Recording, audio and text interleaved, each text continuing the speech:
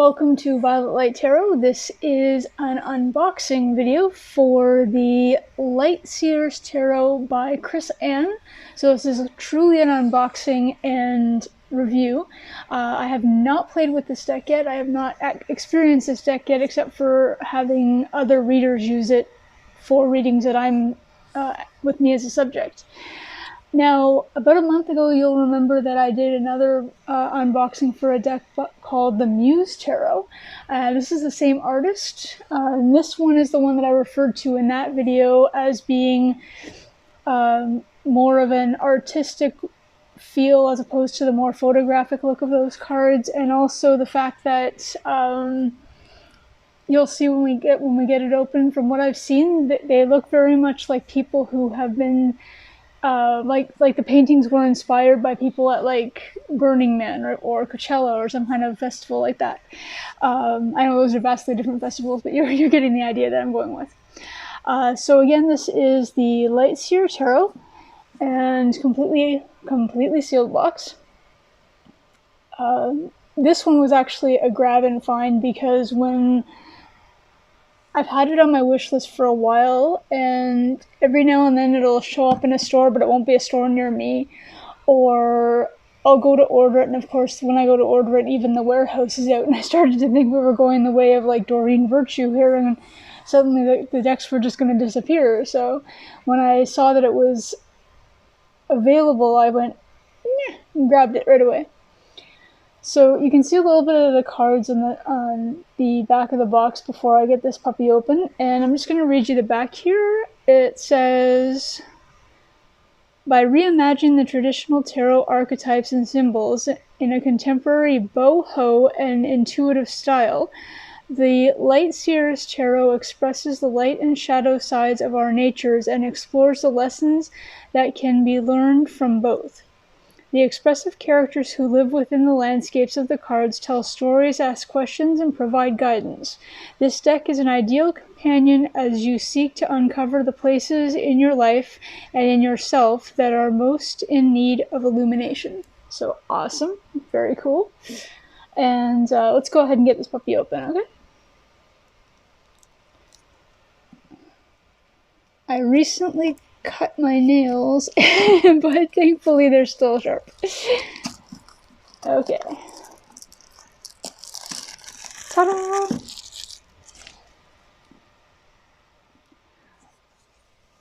Okay, so first thing is, oh, this box is really stuck. This is one of those ones that I've mentioned in other ones where I really like the fact that some of them have that tab or something that you can pull on, because even though it's got the little slits, it's really stuck together as far as trying to get it open. This could take a second.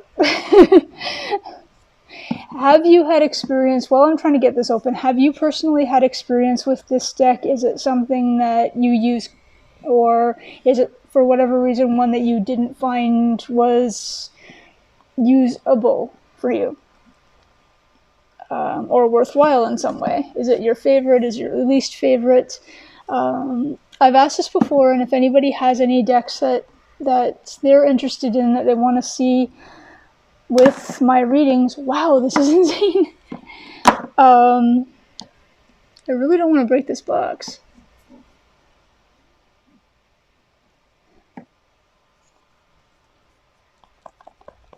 Okay, the deck is in there, I can hear it. Oh, it's really stuck in there. Okay, bear with me. I'm going to go and try and get something to, like, hoist this open. So I'm just going to pause the video for just a second. I will bring back the device that I use. I won't open it and have you kind of try to figure out what I did. 1 moment, please. Alright, okay, so it's only been about probably a minute. The only thing I could literally find was a pie server that would be slim enough to actually get in here hopefully without damaging the box. I'm just trying to see if I can like make it a little bit looser as far as trying to get the item to come out without actually breaking anything. Especially the pie server, which is stainless steel, by the way, so it shouldn't It should be okay. Should.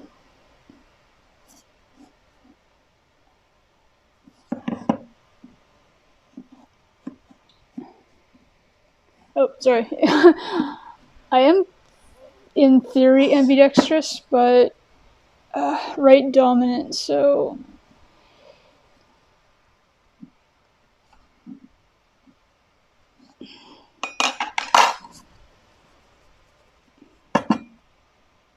Ah! Oh man, no, I'm having a feeling I'm gonna have to break this. The box, I mean. Like, this is not... Like, literally just not coming out. There's something going on with that side. Like, I can't put the blade in all the way on that one side.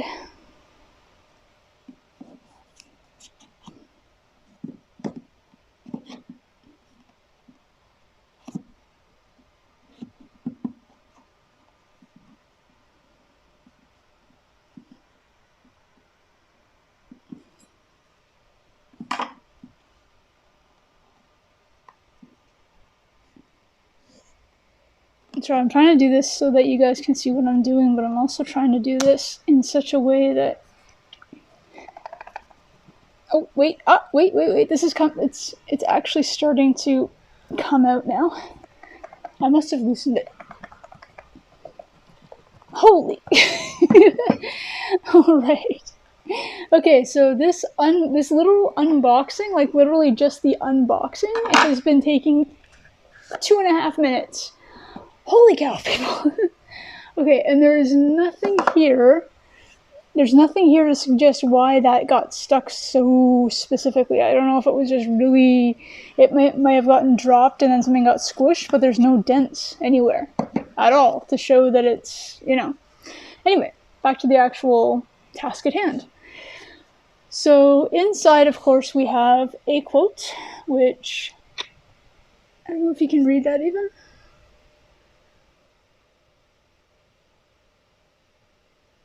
There you go. For anybody who can't, I thought I could see it in the screen. I'm using my phone to do these videos, by the way.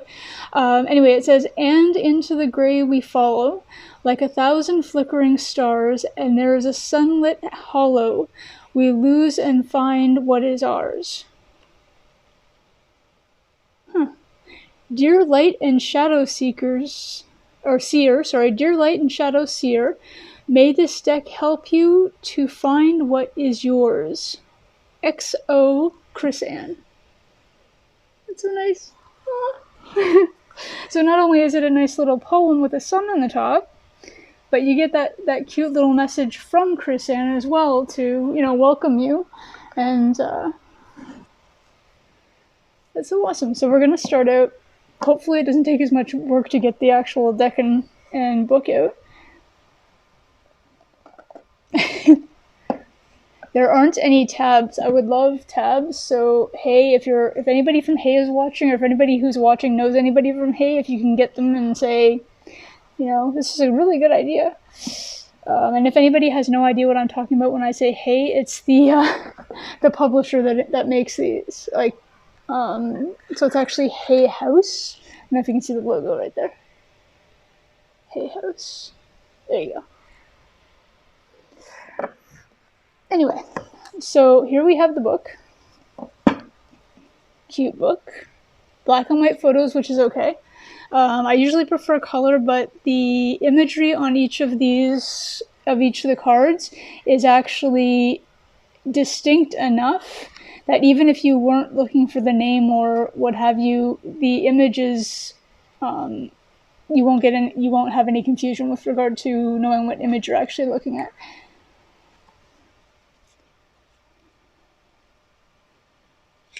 So inside there's a cute dedication to somebody called Sean. There you go. I don't know enough about Chris Ann to know who Sean may or may not be.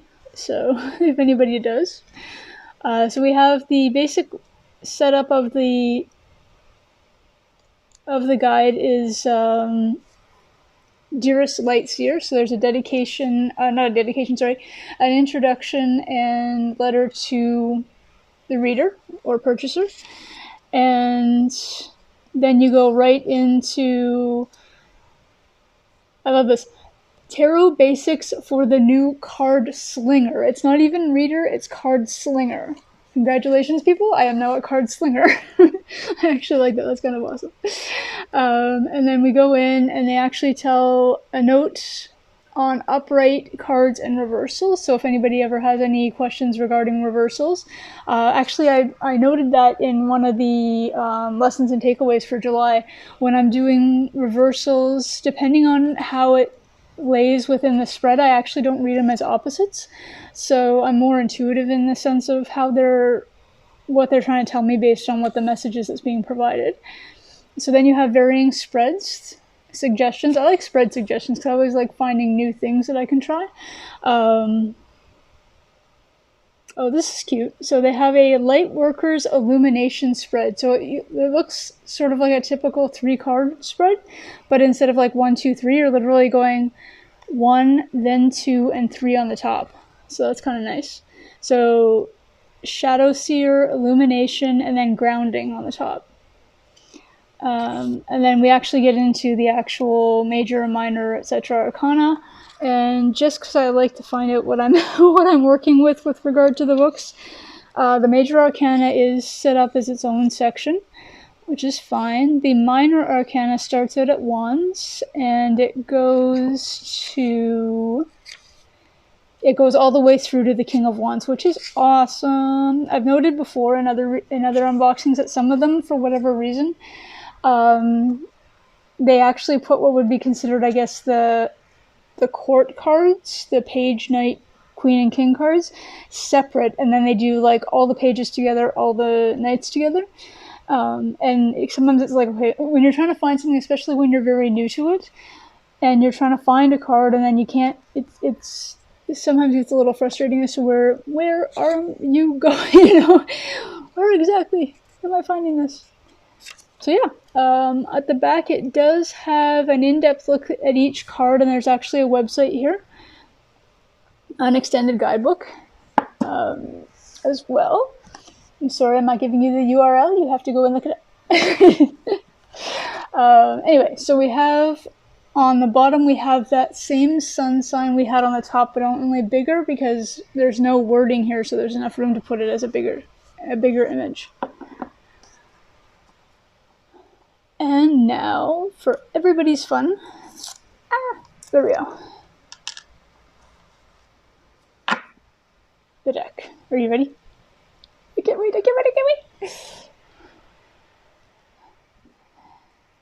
Okay, so the first thing I'm going to note is I love the back. Just the back of the cards, just that image. It's not even, I don't know, it's kind of,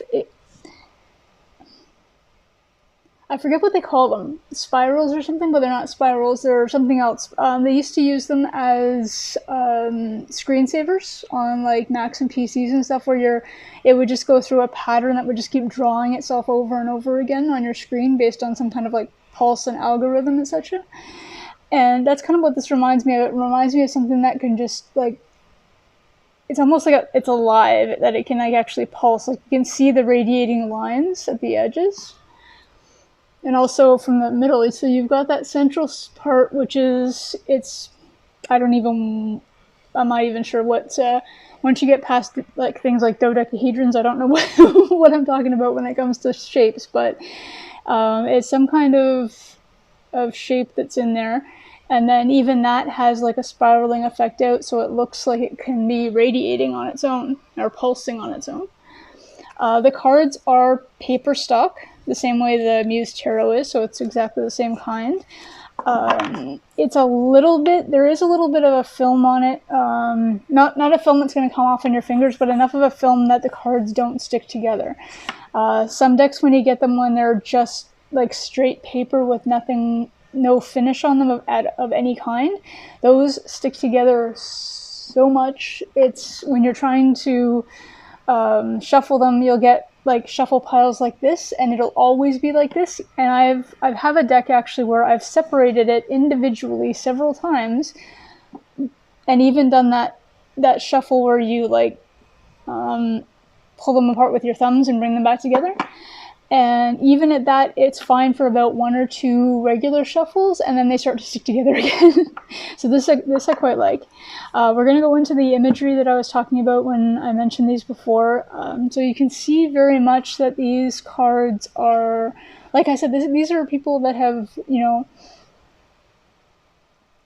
that look like they've been to a festival or something like that. Like this is the Magician card. Like how awesome is that? Like, normally the Magician card it's usually like a person in a robe. So you've got this guy with this it's a hooded sleeveless shirt pretty much. And he's looking into a pool and he's making it glow. Like whatever he's manifesting is starting to come out in the middle of the whirlpool that he's creating, which is awesome. You've got the High Priestess, and by now anybody who's watched any of my videos knows this is one of the cards I always look for. But just look at that intention. Look at that, it's almost a download that she's receiving as her insight that's coming into her, and from like the moon, and you have that crescent moon symbol on her, I'm guessing tiara or crown maybe, and just the look of her. You've got that really awesome sort of Southwest style scarf with the tassels, and then you've also got the beads and the whole thing. The Earth card. This is the one that I mentioned when I was describing it before. Now, this is the Empress. The Empress speaks of fertility. The Empress speaks about birthing, and is usually a pregnant woman of some type. Not only is this woman pregnant, but she's giving birth to the world, to Earth. That is Earth, and that's like, but it's like Cosmos Earth. So it's like you can sort of see what looks like continents, but at the same time it's not known ones, and it looks like it could actually be like gaseous, so it could actually just be like a cosmos or universe that's in there as well. It's kind of neat. Okay, I'm not going to go through all of them, of course, just giving a quick study of the one thing I do want to do though, considering the fun we had with the Mystic Mondays one, I do want to just really quickly count them overall. But yeah, these are like, look at the artwork, just the coloring even. And here you've got the Strength card. Now usually the Strength card is a woman and a lion. And in one deck, and I do believe it was actually the Mystic Mondays, it was a white tiger. But this woman is basically the lion. She's both. It's like, the only word that's coming to mind is animagus, but I think that's a Harry Potter thing. Anyway, Warner Brothers, don't get after me. But yeah, so it's like that kind of imagery that's just so amazing. And she's got the little lamb there instead of a lion. And I mean, you could go. Ooh, I just kind of caught this idea. You could go sort of lion and lamb. Isn't that anybody knows for sure? It's I think it's a biblical reference, not specific to that particular thing. And I'm just throwing that in there because with lions and lambs, I don't know much else about them. Or I think, what is it? Is it March that comes in like a lion and goes out like a lamb? According to, there's a poem or something that talks about the varying seasons and months of the year, but that kind of thing. So you got those two as well. And this is the Wheel card. Now this is quite interesting because usually you've only got one wheel, but this looks like a serious progression of wheels. So while you've got the wheel turning that you're working on, you've also got wheels behind it. So another interpretation that you could take from this is that once this wheel makes a full turn, your next journey or your next fool's journey, next chapter, you can go on to the next, and it'll be a full wheel cycle. That is amazing. That is so cool.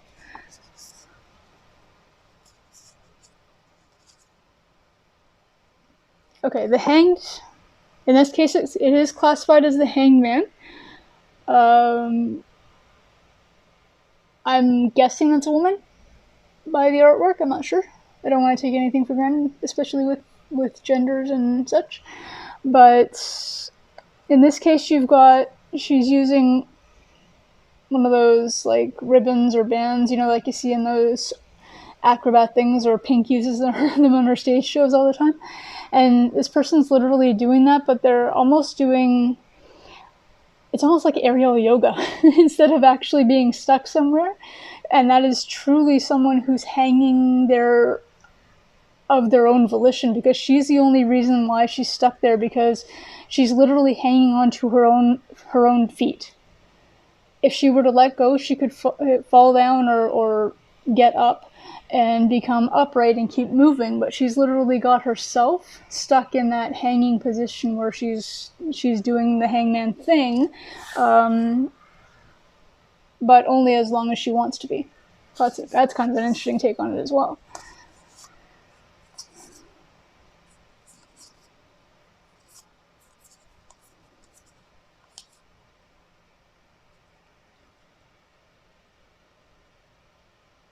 Now this is the World card, and in this instance, the World card, it's a ring, but it also, I'm getting hula hoop based on this as well, which is kind of awesome. Love hula hoops. So in this case, she's very happy, as you would be if you got the World card. But there's also these shapes that are in the corners as well, and they're not the suit shapes either. They're, again, geometric something or others. And but she looks like she's passing through, so it could be like, you could take it as another version of the Wheel of Fortune or the Wheel of the Year or whatever, and she's passing through because she's made it to the next level. So the end of one cycle would be the World card, correct? It's kind of nice. I'm just going to shuffle these few just to show you how like literally easy it is, and the fact that they come apart so readily. So, I mean, when I say come apart, I mean separate. I don't mean like that they're falling apart in any way. So we're going to go through and just look for our favorites, or the ones that everybody always sees all the time. So you've got the Two of Wands.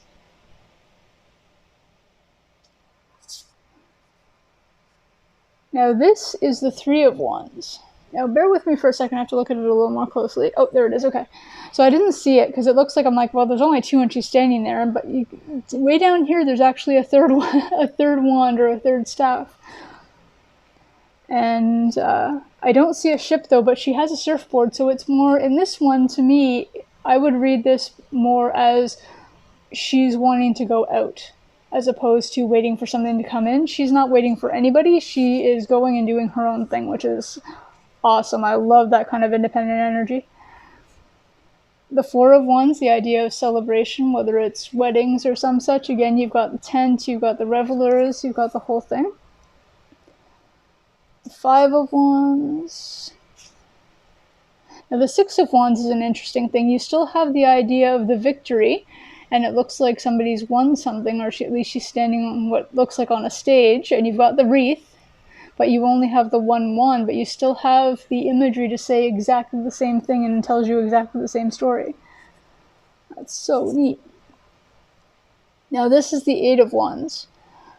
This one's a little harder to grasp. It's going to take a little bit to really concern myself with how to read this, as far as, I mean, everybody knows the Eight of Wands, as far as if you've, I have to be careful.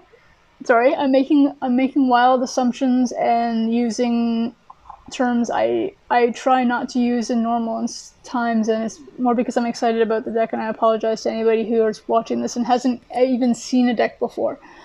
When I say everybody, I apologize for that.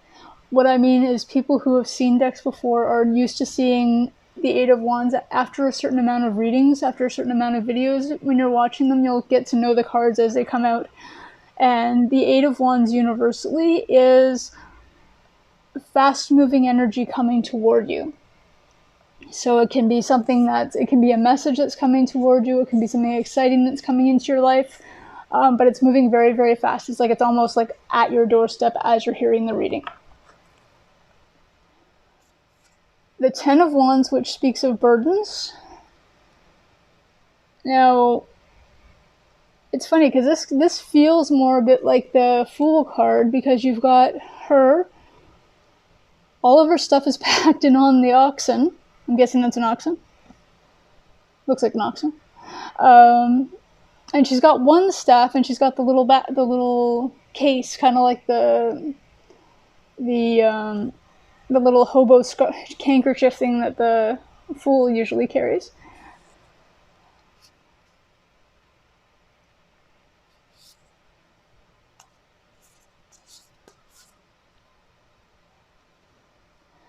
Okay. Bear with me. I'm gonna cough. I know it, and I'm sorry. My throat is just dry. I'm not sick or anything. But I'm gonna be able to edit out the sound. I can do it a lot better if I am not in the frame when I do it. Okay.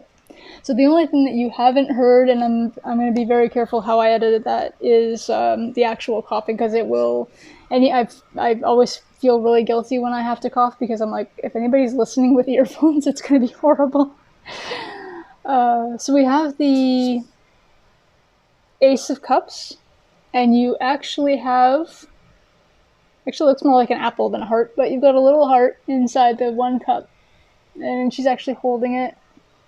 Like right in front of her heart, like, here it is, here's my, my love to you.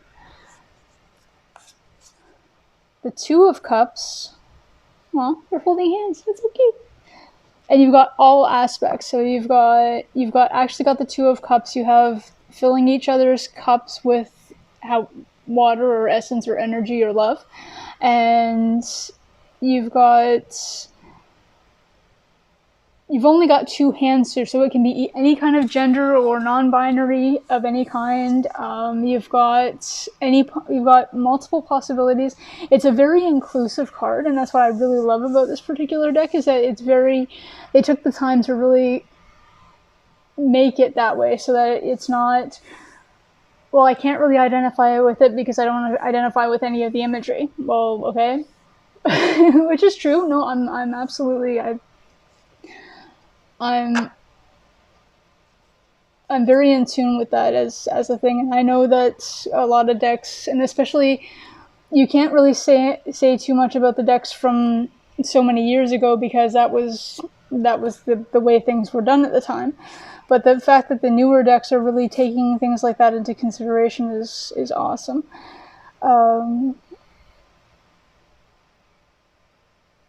Four of Cups. And it's funny, because in this case you have all the cups lined up, and this cup is literally getting the download as we speak. The universe is going, here's some stuff for you. And she's not even looking at any of them. She's not looking at the three that are empty. She's just not looking at anything at all. She's off in her little space. Here's the Five. Now, I've seen this before. And it's funny, because this one, she's not actually looking at any of the cups at all. She's looking at whatever this whirlpool is. So it's really weird. It's like she's not even paying attention to other cups anywhere. She's not paying attention to the three that they usually are looking at, which are the ones that are gone.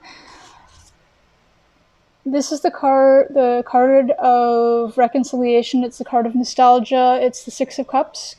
And you really have that nostalgia look. You have the little boy and the puppy, and it's the man and his dog, and they're kind of like reminiscing, or each one of them is probably reminiscing about how they met and what they were like in the beginning, which is kind of cool. The Seven of Cups, the idea of choices or decisions. The Eight of Cups, the idea of walking away. You have one cup here, but you still have that, like, even with the lack of a number, like, you don't have, you're missing 7, but you still have the concept of it, so you can still tell what the card is. I mean, even if you couldn't see the name on it, you can still tell what it is, which is really great. The Wish Fulfillment card, the card Nine of Cups, it's awesome. The Ten of Cups, the be-all, end-all of happy families. Now this one, again, I really like this one. Again, it's very inclusive. Love that. If for whatever reason you happen to have if you're watching this and you're having a desire to respond in the comments with anything other than "that's really cool." I honor that you have your opinion, but please note that other people do as well, and this is a very inclusive site. My channel is meant for everybody, so if anybody's going to at for the fact that, you know, oh, I don't adhere to this kind of thing, that's fine. Please try another reader. To me, this is a beautiful, beautiful image, and to everybody else who's watching, other than the people who have that particular opinion, this is most likely a very beautiful image as well.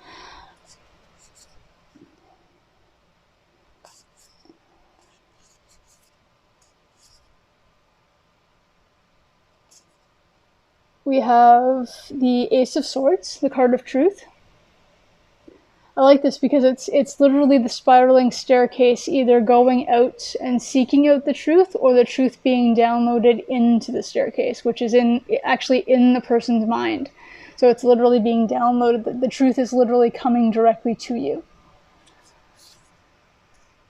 And this is the Two of Swords. So now this is very interesting, especially with the crows, as opposed to actual swords, but still be keeping things at bay and trying to keep the crows at bay, as it were, because it looks like they're trying to steal her hair. She still has the blindfold on, though.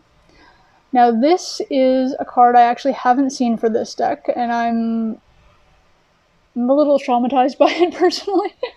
And what it is this is the Three of Swords. So you still have the heartbreak, but you literally have the person who's in utmost agony. You have the heart that's being stitched back together, so you've got the breaks, and there's actual stitching across the breakages.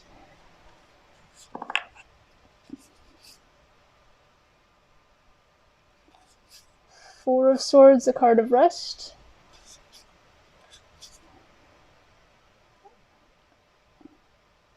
Now, the Six is interesting.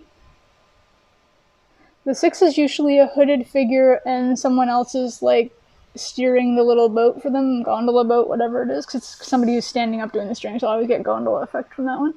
But in this case, it's a woman by herself. Again, there are crows around. There's a lot to do with crow imagery, but I don't know exactly what it is. I'd have to do some research, maybe read in the book. It mentions something regarding crows, because they're being used quite a bit right now. And actually, one of the readers that I watch, she has a deck that she put together of her own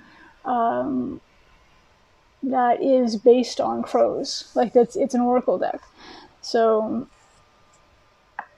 but you've got the person sitting in the boat by themselves, so you still have that idea of journey and the choppy waters, unfortunately. But they're by themselves and standing in the boat. Kids, don't try that at home.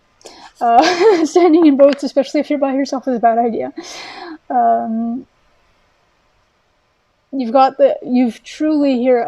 crows in this one, but you've got the Seven of Swords. Now, this is the thief, but the thief is literally stealing all of the feathers from the crows, like literally taking it from the crows.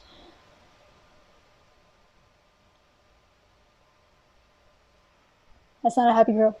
Just saying. I wouldn't be either if he's stealing my feathers, dude. Like, it's the Eight of Swords. Now, this one I really like. I've seen this several times in readings. The idea, you note that the idea of the Eight of Swords usually is the idea of entrapment, and it's usually something that's quote-unquote in your head. And literally, this woman is laid out. She's just chilling, like laying on maybe a beanbag or something.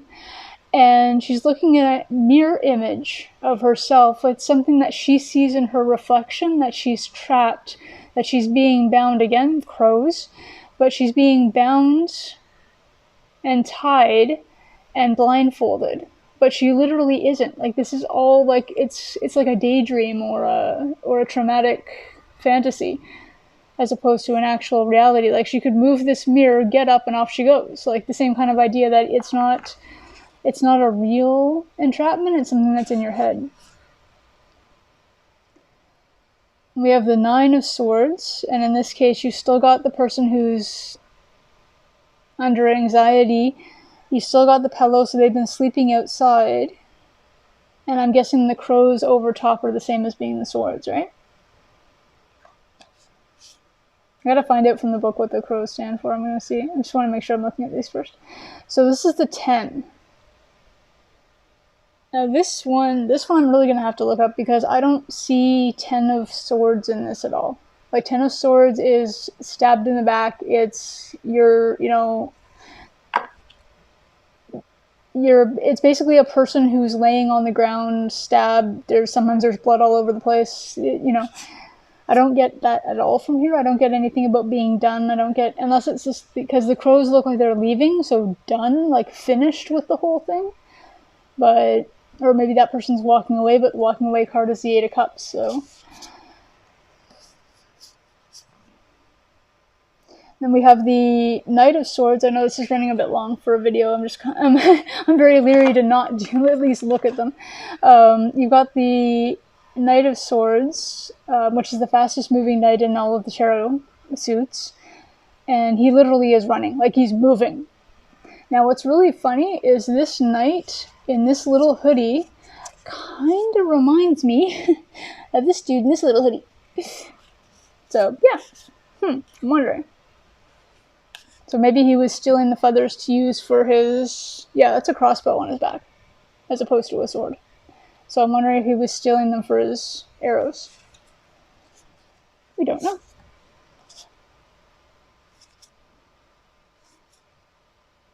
And the Pentacles. We have the Ace of Pentacles, offering of a new financial endeavor, new house, new job, new some such. The Two of Pentacles, the idea of indecision.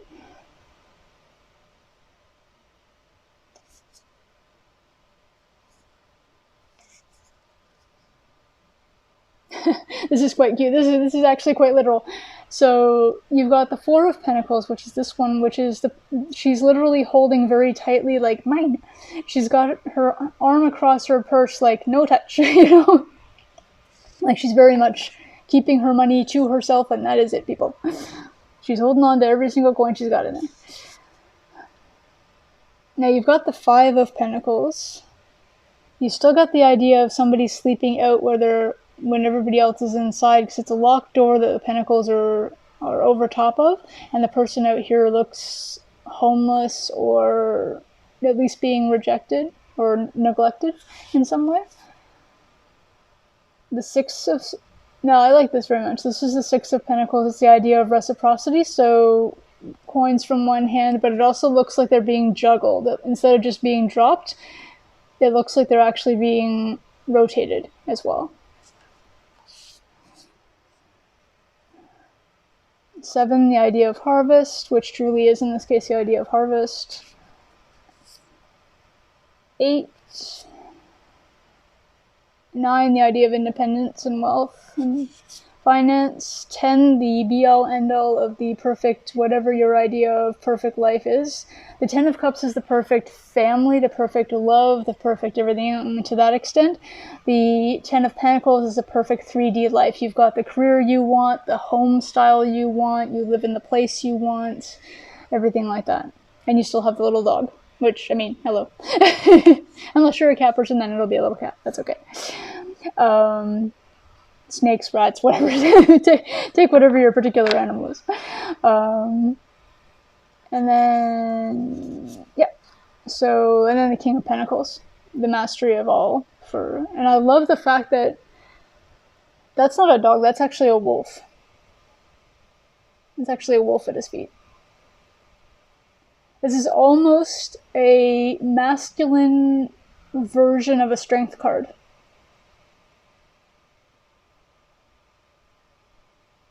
That's kind of cool. Anyway, so we went through all the cards. Thank you for sticking around and watching as we went through with all the cards. Let's just see really quick. I want to see if there's something in here regarding why they're using crows instead of swords. So bear with me for a second. Let's just see really quick. Don't want to keep you for too much longer.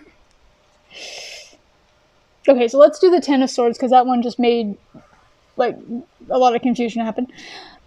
So, Light Seer version, painful endings, crisis, being stabbed in the back, an opportunity to find deep healing, an opportunity to find hope and resilience. Shadow Seer, resisting the inevitable, not wanting to let go. Not wanting to let go of negative emotions.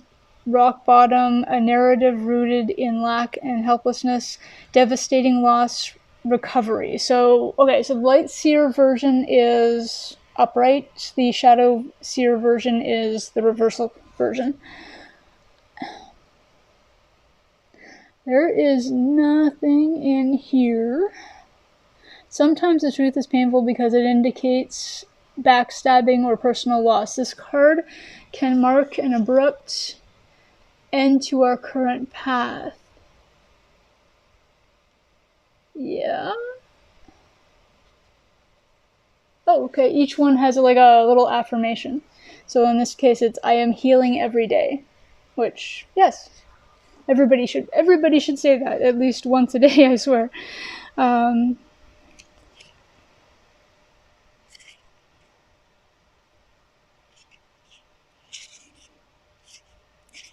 Yeah, I don't want to keep you guys while I try and skim through even the beginning of this. If I can find anything in here, I will put a note in the at the very top of the comments and the description, like where I usually put like the same wording all the time. I'll put it at the very top so that it's noticeable.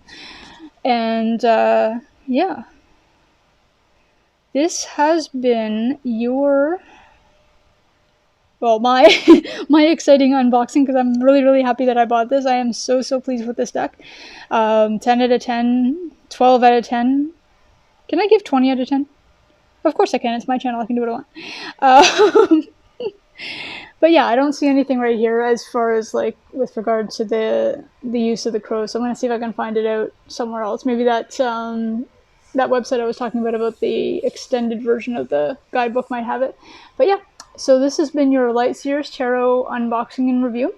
Thank you so much. If you've made it this far, awesome. I appreciate you. You are the best. Yeah, thank you so much for joining. It's been wonderful. Hope to see you again soon. More readings, more unboxings. I've got at least one more unboxing to do. And yeah. Like I said before, if you have a deck you'd like me to start using, check out, what have you, please leave in the comments. Let me know the name of the deck. I don't necessarily need to know the author of the deck, because usually, I mean, I haven't seen it yet that two decks have the same name in any way. So yeah, just the name is fine. You don't have to worry about too much detail. But thank you, and see you again. Bye for now.